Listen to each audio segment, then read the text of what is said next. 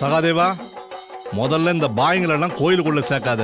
ஏன் சொல்றேன்னா ஊருக்குள்ள இருக்கிற பிரச்சனையே தீர்க்க முடியல. சுலைமான், நீ போ, நீ அங்க கீழே நில்லு. வேட்டியை கட்டிக்கிட்டு குங்குமம் பூசிக்கிட்டு உனக்கு கோயிலுக்குள்ள வரதுக்கு அனுமதி கிடைச்சு ரொம்ப நாளெல்லாம் ஒன்னும் ஆகல, புரியுதா? அதுக்காக வேத்து மதத்தை சேர்ந்தவங்க எல்லாம் கோயிலுக்குள்ள வந்துட்டு போயிடலாம்னு சொல்லிட முடியுமா? பாரு, அம்மனுக்கு சாத்துறதுக்காக வெளியூர்ல இருந்து கொண்டு வராங்க இல்லையா பூ, அது அவன் கடைக்கு வந்து சேரத்துக்குள்ள எத்தனை கை அதை தொட்டு அசுத்தப்படுத்துதுன்னு உன்னால சொல்ல முடியுமா? சுத்தப்படுத்த வேண்டியது உன்ன மாதிரி ஆளுங்களோட மனசத்தான். சகாதேவா, இந்த குத்தலான பேச்செல்லாம் உன் பட்டாளத்துல வச்சுக்க. நம்ம சாமிக்கும் நம்ம கோயிலுக்கும் சில பழக்க வழக்கங்கள் இருக்கு, அதை தான் எல்லாரும் கடைபிடிச்சு நடக்கணும். அப்படின்னா நீ முதல்ல போய் சபரிமலையில இருக்கிற பாபர் சாமி அங்க இருந்து விரட்டு.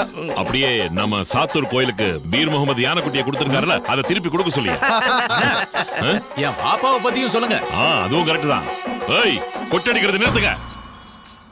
அவ்வளவு எதுக்கு? வருஷ கணக்குல நம்ம அம்மனோட சிலையை சுமக்கிறதுக்காக போடிமேட்ல இருந்து ஒரு யானை வருது இல்ல, அதோட முதல் பாகன் யார் தெரியுமா? இதோ இந்த சுலைமானோட வாப்பா பஷீர் மாமா தான். இப்ப வாசிக்கடா. பஷீரா? அது ராஜன் இல்ல? நம்ம ஊர்க்காரங்க அப்படி கூப்பிடுவாங்க. அப்படின்னா பேரு மாத்திக்கிட்டா ஒண்ணும் பிரச்சனை இல்லையா? சுலைமான் சுப்பிரமணியம் ஆயிடுவான். யோ, நீ சொல்ற அந்த ஜாதி மதம் எல்லாம் பிரசவ ஆஸ்பத்திரியில ஒரு நர்ஸ் நினைச்சா மாறிடும். அதனால இப்போதைக்கு நீ யாரையும் இங்க இருந்து விரட்ட ட்ரை பண்ணாத.